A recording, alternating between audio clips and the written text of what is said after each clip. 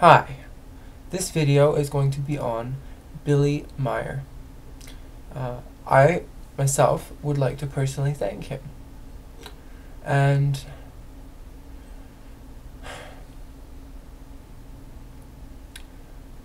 a lot of people say that his contexts are fake, and I highly disagree.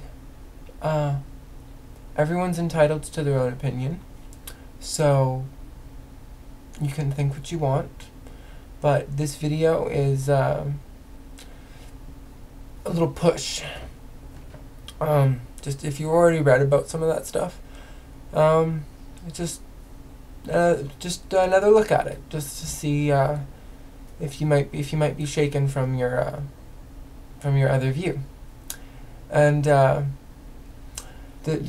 thing that always gets me is that, like, he underwent lie detector tests,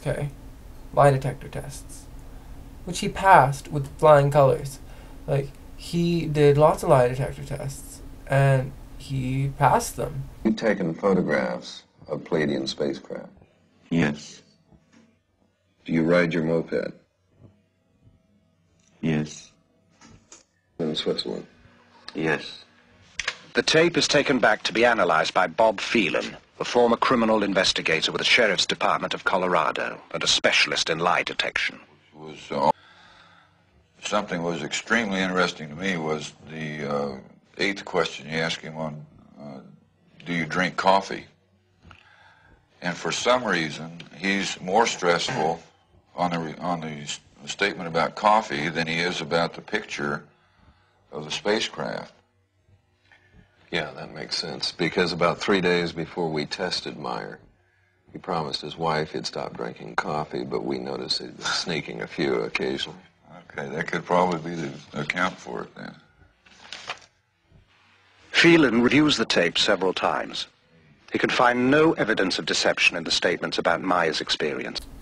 That's what just really frustrates me, is that people say he's a liar, and it's like, well, no, like you can say he's crazy and stuff, but from what he thinks in his brain is true, okay?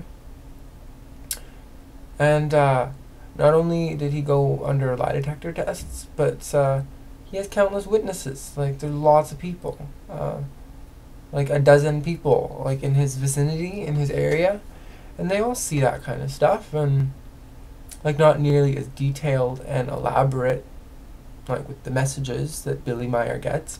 And what did you see from here, sir? Wat zijn ze gezien? Van twee had ik gesichtet, wo they saw the lights and then they disappeared and then they came on again. That's why he noticed it. And then behind us the forest, it was a little light. Bernadette Brandt, a computer programmer. So? And it jumps like a ball. Like it bounced? Like a ball. It goes up and down and up and down. Did it get bigger? When it goes up, no, the same greenness. When it goes up, it was white, and when it goes down, it was red. Jacob Bertschinger works the farm with Meier.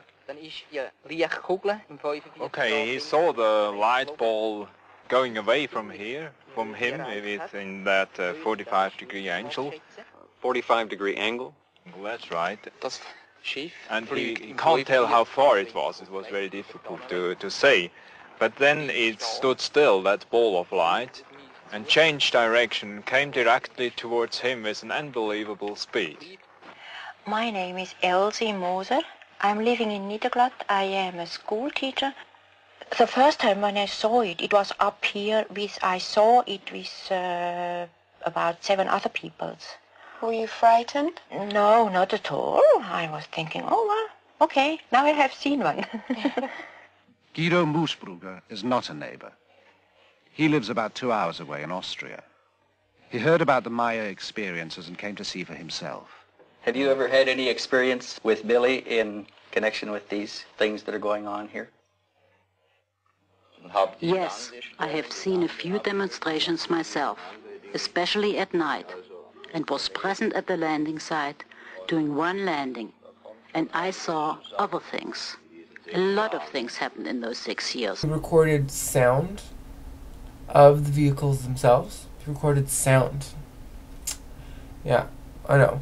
And the sound was actually analyzed by a sound analysis technician. What I don't know their quote field exactly, but I'm gonna put the clips in so you'll see for yourself. But in this clip, in this footage that he had, that he recorded himself, you could hear just this humming, like a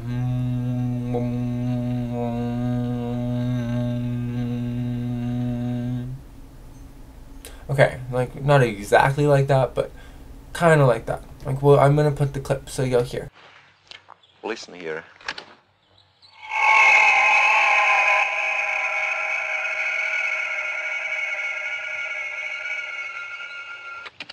Wow. You recorded that here? My wife recorded this one here, and in the meantime, I've been there down where he's standing Lee with the other recorder. You had another recorder down Yes. there. How high was the ship above you? About 60 meters. 60 meters. How far would you estimate it is from here Oh. down there today? I think some 300 meters. The sounds bear no resemblance to anything Stevens has heard before. Meier gives him both tapes for analysis. Stevens has more news. We got a report back from Shellman. Sound analysis? He had sent the sound tapes Meier took of the craft to Robin Shellman, specialist in sound identification. He found some things we didn't hear on there. Such as? Well, he picked up, besides the basic sound, he picked up a small dog barking. Of course, we could hear him. He picked up a European police siren. We never heard that. He picked up a crow cawing. Wait a minute. How in the hell does he pick all this stuff up?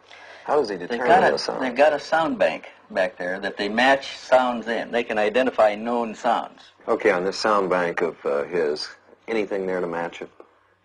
He said he can't match the basic sound. He can match all of the other sounds on the tape, but he can't match the sound of the object itself, the emitted sound.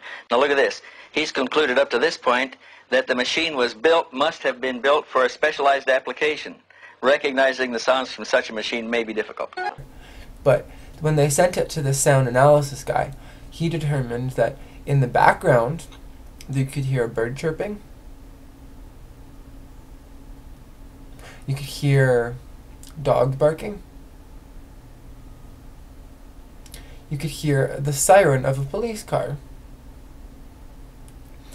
But the oddest thing is that with all of these sound identification tools, because every sound has a unique wave, right?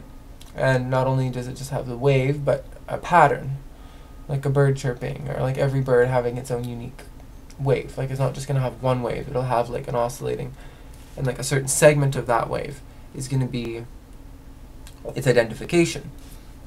And the weirdest thing is that he could find all of these sounds that like you couldn't even really hear with your ear when listening to the tape, but the computer picked up on those being in the background, but they couldn't actually determine what was in the foreground, like what the main sound was, the humming. It wasn't a washing machine, it wasn't some, motor. Like, a lot of these things the computer would have recognized, and the scientist was dumbfounded. He said that it would be very, very, very, very difficult to replicate such a thing, and that it seemed as if it must have some purpose, because it seemed very, had a pattern. I won't go too much into that, but it had a pattern which was similar to that of the Schumann resonance, which is like the Earth's magnetic field. So, kind of weird that the humming of the ship, which is like floating, is going to have similar correlation to the Schumann resonance, just in the sound. Like, Billy Meier's just a farmer. Like, how would he know how to correlate a sound to make it like the Schumann resonance of the planet? Got really, really, really good pictures. A lot of this stuff happened in like the late 1970s, so a lot of the pictures are like black and white.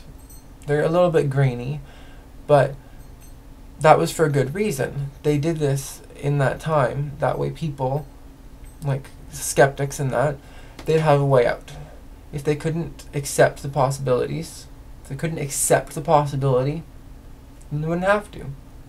If it didn't fit into their paradigm, and it would cause like this terrible, I don't know, like denial, basically. It allows them the possibility for denial without getting too, like, it won't destroy their religion. If they don't want to believe, they don't have to believe.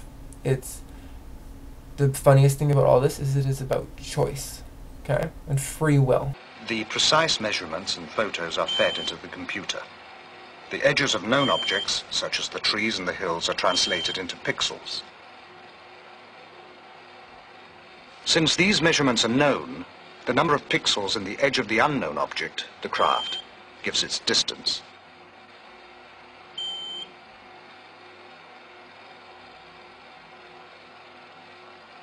The beam ship is determined to be just where Meier said it was. Simple triangulation then gives its size, 7 meters, or about 21 feet in diameter. Examined, the beam ship disappears and appears in the same frame, which means that less than 1/18th of a second has elapsed. The plate is at this back. We sent this photograph over to Neil Davies. Just got his report. Neil Davis. Physicist, aerospace industry subcontractor. Right, okay, got it. Examined the photograph with microdensitometer. Also, these you're seeing here are the black and white color separations that he did, and let's see what the results were here. Examination of these plots did not reveal any details which would cast doubt upon the authenticity of the photograph. And there's more. Color copy negatives, color separation. Nothing was found to indicate a hoax. And his conclusion is even more interesting. Let's see, black specks. Nothing was found in the examination of this print which could cause me to believe that the object in the photo is anything other than a large object photographed at distance from the camera.